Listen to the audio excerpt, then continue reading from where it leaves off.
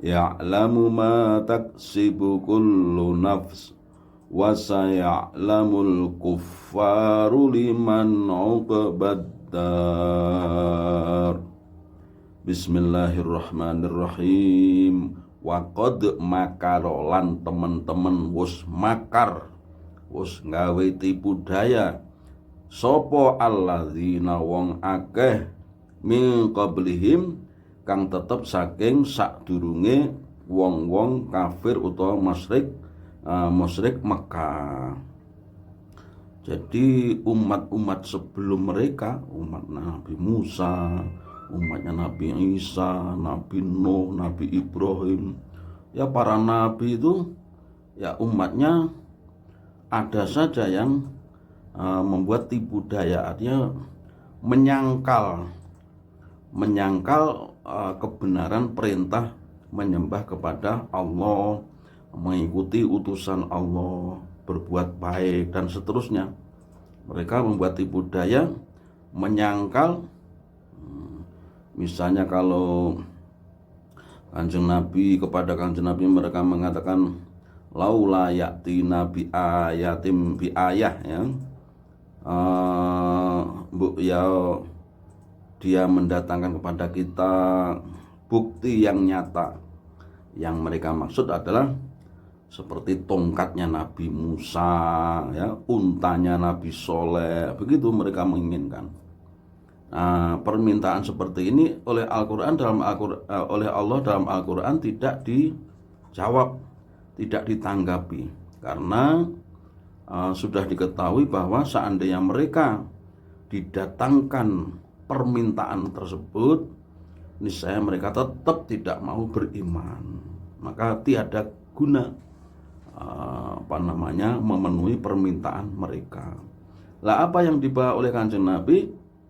Yang dibawa adalah kitab Al-Quran, ayat-ayat Allah ini. Dan ayat-ayat Allah itu ada dua, ayat yang tertulis yaitu Al-Quran, ayat yang tidak tertulis yaitu alam semesta ini. Alam semesta ini habis siang malam, habis malam siang. Kalau tanah itu kering, tidak menumbuhkan tumbuhan, kemudian dituruni hujan, tumbuh benih-benih sampai lebat. Itu menjadi bukti bahwa Allah bisa membangunkan kembali orang-orang yang sudah mati. Banyak sekali ayat-ayat yang bersifat alam semesta ini. Ayat Al-Quran bukti bahwa Allah bisa membangkitkan orang yang mati seperti Ashabul Kahfi yang sudah tidak sadar 300 tahun lebih, kemudian dibuat sadar. Ada makhluk Allah lagi yang lain ditidurkan 100 tahun, ya. Bal labis tami ata'am, balik atau bahkan engkau sudah berada di sini 100 tahun. Itu di surat Al-Baqarah. Itu bukti bahwa Allah bisa membangunkan kembali orang-orang yang sudah mati. Mereka membuat tipu daya minal umami rupane saking pira-pira umat bi ambiyaihim kelawan para nabine umam, kama kaya barang makaru kang makar sapa alladzin bika kelawan sira Muhammad. Jadi tidak usah engkau bersedih hati atas pembangkangan mereka, atas penolakan mereka. Kanjeng Nabi itu juga sedih ketika kaumnya belum beriman, itu sedih. Sebagaimana Nabi Nuh juga sedih, Nabi Ibrahim juga begitu. Kanjeng Nabi Muhammad ketika sedih itu dituruni ayat-ayat kisah para nabi sebelum beliau yang menyebutkan bagaimana mereka komunikasi dengan kaumnya, kemudian penentangan kaumnya. Ternyata tidak kalah beratnya dibanding ujian yang dihadapi oleh Kanjeng Nabi. Nah, dengan kisah itulah Kanjeng Nabi mendapat hiburan, tasliyah, menjabat ibu. Oh ya, kalau begini itu ternyata orang-orang sebelum kami juga sudah mengalami. Kaumnya Nabi Musa itu bukan main ya. Baru saja selamat dari kejaran Fir'aun di Laut Merah itu, mereka mengatakan kepada Nabi Musa, ij'al lana alihah. Qalu ya Musa ij'al lana alihah. Hai Musa, buatkan kami pangeran-pangeran, artinya berhala-berhala. Padahal barusan diselamatkan dari kejaran Fir'aun, disuruh minta dibuatkan berhala-berhala. Nah, ini kan bertentangan Nabi Musa. Setelah habis selamat kok minta kembali ke penentangan atau pembangkangan terhadap kekuasaan Allah. Walillahi mongko iku kagungane Allah al makru utawi tipu daya, tegese balasan tipu daya jami'an halih sekabehane makar. Kalau mereka membuat makar, mereka menentang Allah, menentang Kanjeng Nabi, maka Allah itu memiliki balasan dari tipu daya tersebut, balasan dari penentangan tersebut. Jadi memang Allah kekuasaannya luas sekali. Teknologi apa yang tidak bisa rusak ya? HP yang paling bagus ya ada saja kelemahannya, apa baterainya, apa ya, kelemahannya misalnya kena air, jatuh berkali-kali. Pesawat kayak apa, ampuhnya bisa cepat, bisa ini, tapi juga ada kekurangannya. Ketika menghadapi peristiwa alam, dia tidak bisa menghadapinya. Semua di bawah kekuasaan Allah. Allah lebih kuasa, lebih mampu segalanya. Walaisa lan ora ana apa makruhum makare wong akeh mau iku kamakrihi kaya balesan makare Gusti Allah. Li annahu ta'ala krana setune Allah taala iku ya'lamu ngudaneni sapa Allah ma ing barang taksibu kang lakoni sapa kullu nafsin saben-saben awak-awakan. Mengapa upaya penentangan mereka akan ajaran Allah itu kalah? Karena Allah mempunyai balasan dari tipu daya tersebut. Kalau seorang menentang, melakukan perbuatan jahat, tidak ada hukuman, tidak ada balasan, pasti tidak akan berhenti. Nah, ketika ada balasan, hukuman, maka biasanya berhenti.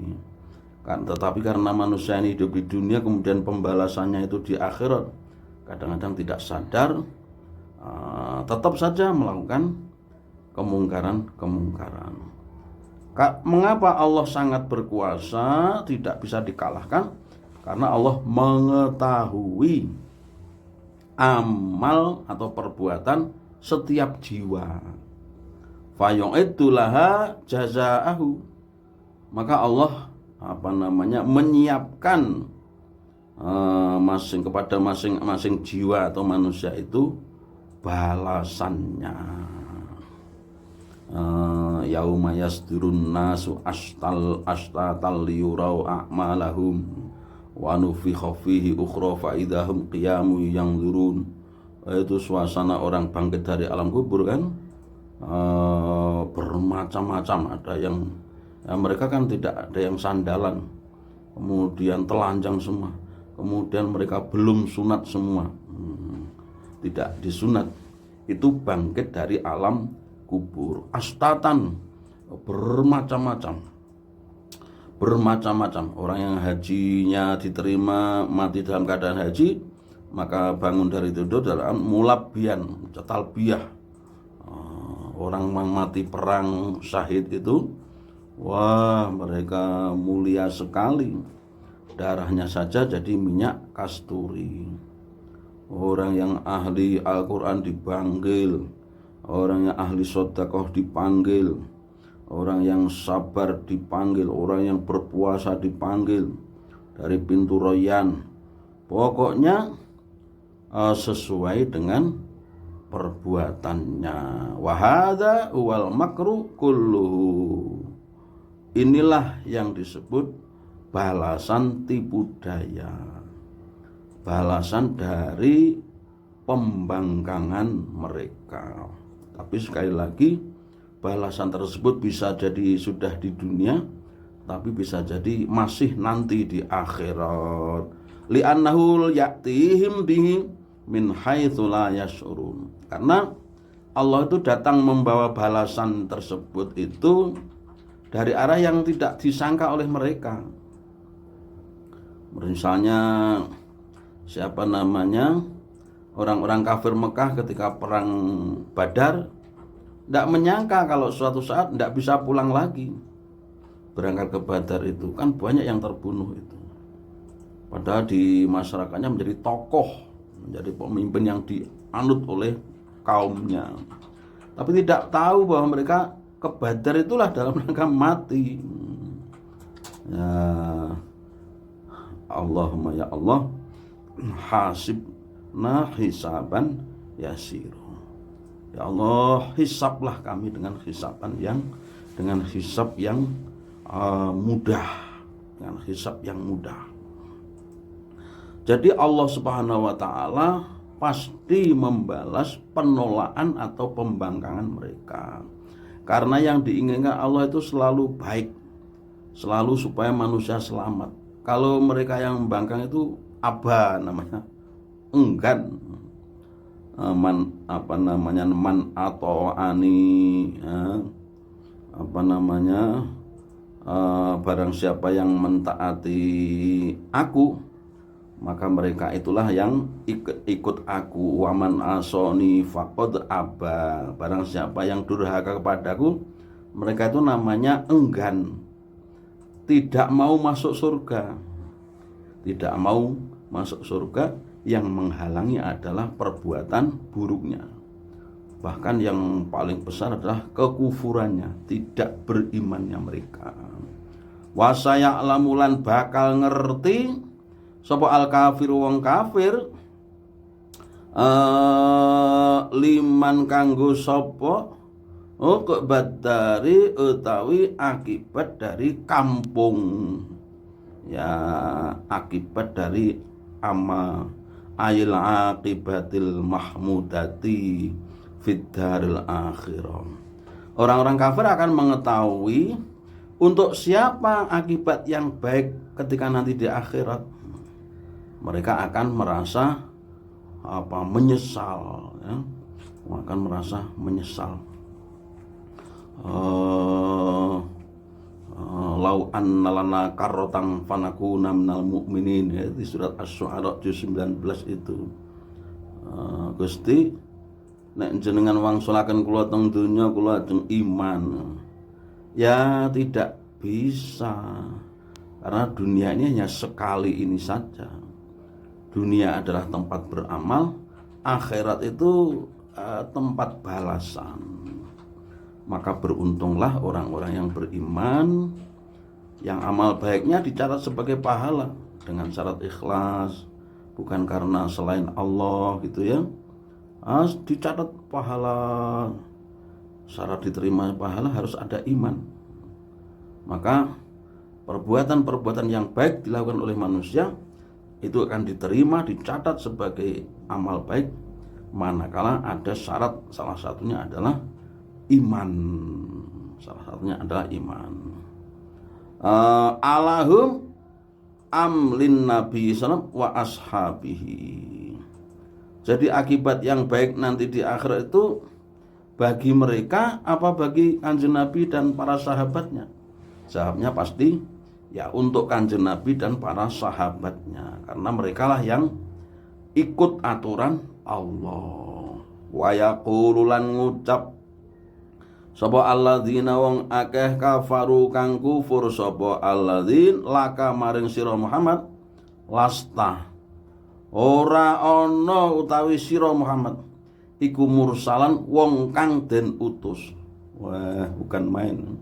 Di Al-Qur'an disebutkan syair, sairum majnun, ya.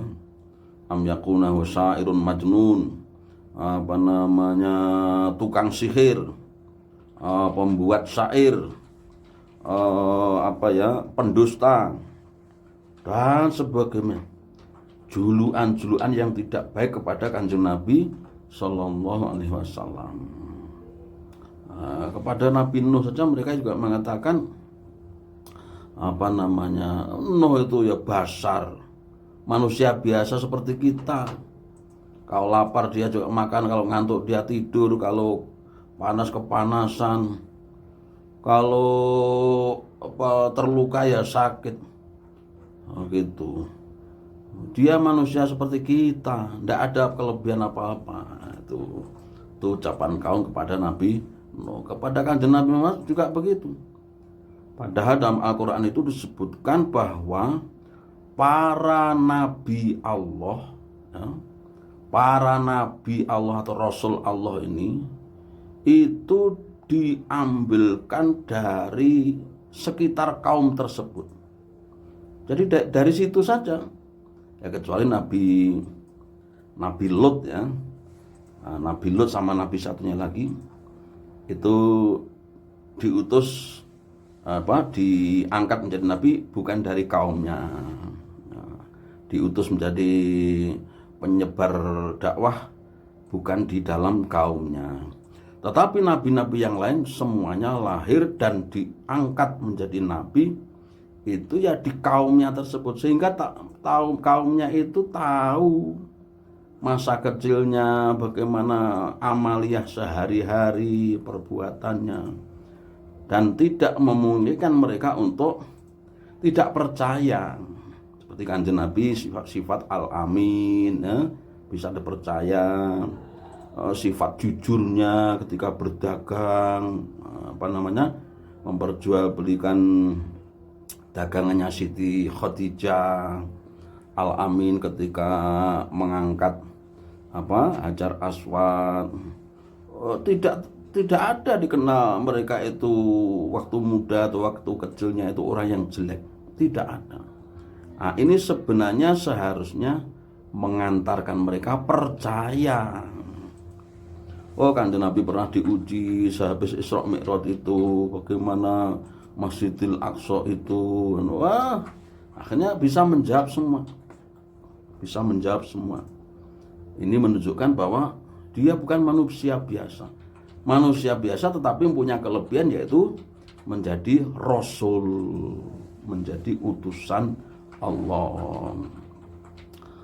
Qul innama ana basyarum mithlukum yuha ilayya. Dawuh Kanjeng Nabi, aku ki ya kaya sira kabeh, menungso biasa kaya sira kabeh. Tapi yuha ilayya. Tapi aku diberi wahyu oleh Allah. Kul dawuhna sira, ketika mereka mengatakan engkau bukan nabi, bukan utusan, maka kul ucapna sira Muhammad lahum kedue wong akeh mau, kafa wis cukup billahi kelan Allah apane syahidan saksine baini ing dalem antarane ingsun wa bainakum lan antarane sira kabeh ala sidqi ing atase benere ingsun. Cukuplah yang menjadi bukti tentang kebenaranku sebagai utusan Allah itu adalah Allah, yang menjadi saksi adalah Allah. Ya, tentu saja mereka yang tidak mendapat hidayah tidak menerima ucapan Kanjeng Nabi seperti ini. Buktinya Allah bagaimana? Maka kalau orang beriman itu percaya betul, percaya. Ya, kita buktikan ketika haji ke Baitullah, ya. Itu kita berbuat tidak baik sedikit saja, balasan tuh langsung bingung gitu. Kemudian kita berdoa. Ada orang yang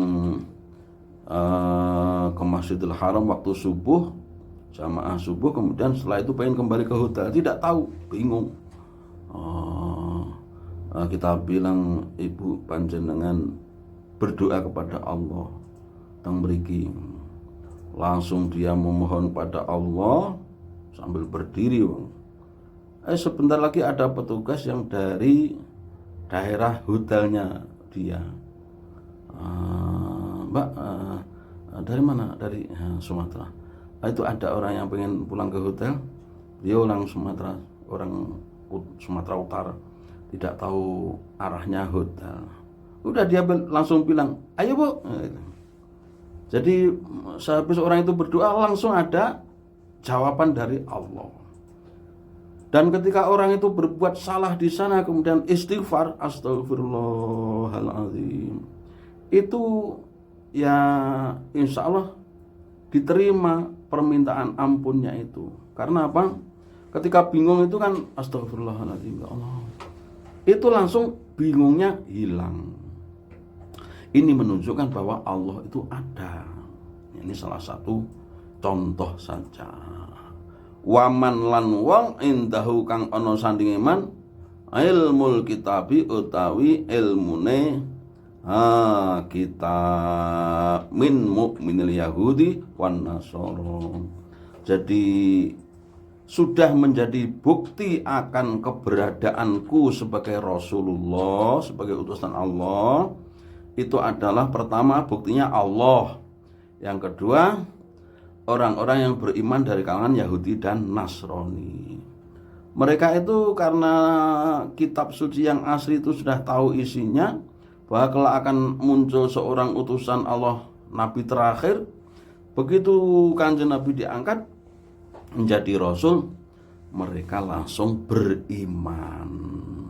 Beriman karena memang benar adanya. Inilah mitra bersada akhir dari surat Ar-Ra'du, surat bledek ya. Surat Ar-Ra'du. Jadi mengokohkan akidah. Ini termasuk surat Makkiyah. Ya, di antara ciri surat Makkiyah itu adalah untuk menguatkan atau mengokohkan akidah kaum muslimin, mengokohkan tauhid. Nah, selanjutnya ada suratu Ibrahim. Surat yang ke-14 setelah Ar-Ra'du adalah surat Ibrahim. Kenapa dinamai Ibrahim? Karena di dalamnya ada kisah Nabi Ibrahim alaihissalam.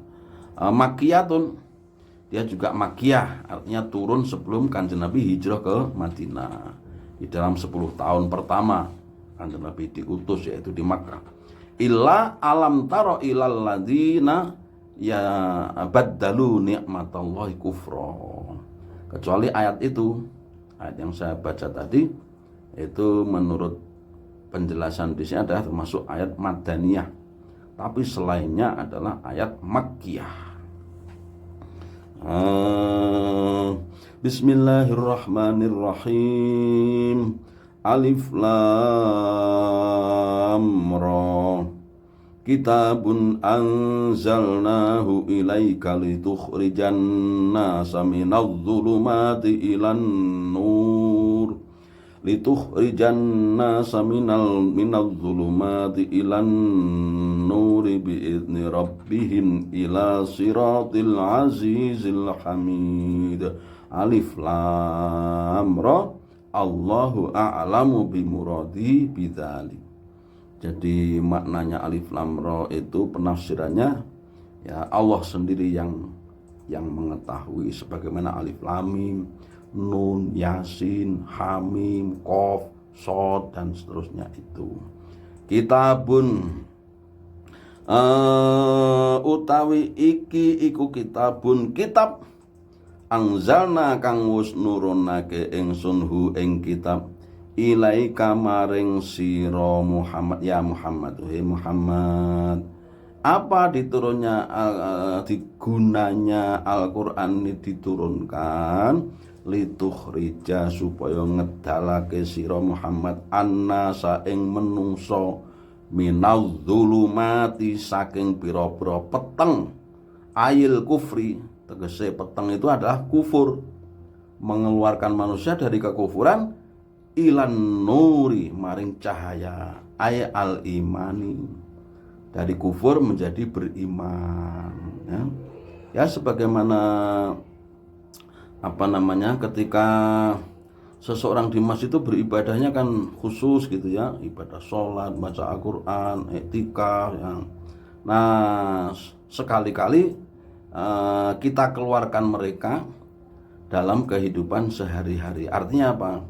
Di dalam mereka khusyuknya kepada Allah di dalam masjid itu dibawa keluar, sehingga ketika di luar masjid dia juga tetap khusyuk, ingat Allah, sehingga tidak berani melanggar, berbuat salah dan seterusnya. Bahkan sosialnya tinggi gitu ya, perhatian sama orang lain. Biizni rabbihim, kelawan izine pangerane nas ila siratil azizi, maring dalan kang menang, kang prakoso, al hamidi turzat kang pinuji, untuk mengeluarkan manusia dari kekufuran menuju iman atas izin Allah Subhanahu wa taala yang maha perkasa dan maha terpuji. Jadi tujuan Al-Qur'an ini salah satunya adalah supaya manusia tahu jalan baik itu gimana sih. Tahu dengan turunnya Al-Qur'an. Tentu ada ayat-ayat yang umum kemudian dijelaskan oleh Kanjeng Nabi melalui hadis-hadis Kanjeng Nabi. Mulai jelas nih lagi oleh para ulama melalui kitab-kitab mereka. Semua manusia semakin jelas, semakin terang jalannya, tidak ada alasan untuk tidak beriman. Tidak ada alasan. Ya, maka bersyukurlah orang yang menempuh jalan baik, yaitu yang beriman, kalau saudara-saudara kita yang imannya sangat kuat, tidak takut kepada musuh, tidak takut mati, tidak takut bagaimana. Karena apa? Percayaannya kepada Allah sangat tinggi. Mereka yakin kalau belum waktunya mati, ya tidak akan mati. Kalau belum mati maka rizki tetap ada. Nah, itu orang-orang beriman percaya seperti itu. Wa ma min dabbatin fil ardi illa 'alallahi rizquha. Tidak ada makhluk yang melata di bumi, manusia, binatang, kecuali rizkinya ditanggung Allah. La yamuta ahadun hatta ya'tiyahu akhiru rizqin huwalah. Dan Nabi, tidak akan datang kematian kepada seseorang sebelum jatah rezekinya itu terkirim kepadanya yang terakhir. Jatah rezeki terakhirnya itu terkirim. Kalau belum terakhir masih hidup. Kadang orang mati kok masih punya rekening isinya banyak. Nah, itu bukan rezeki dia, itu rezeki ahli warisnya. Jadi mitra persada, Allah Subhanahu wa taala maha pemurah, maha mengampuni orang yang bersalah, dan maha melipat gandakan pelaku-pelaku kebaikan. Mudah-mudahan kita semua ini sedikit demi sedikit mendapat petunjuk, mendapat pertolongan untuk melakukan kebaikan-kebaikan. Sekian, kurang lebihnya mohon maaf. Allahul muwaffiq ila aqwamit thoriq. Wassalamualaikum warahmatullahi wabarakatuh. Setunggal. Nggih, setunggal.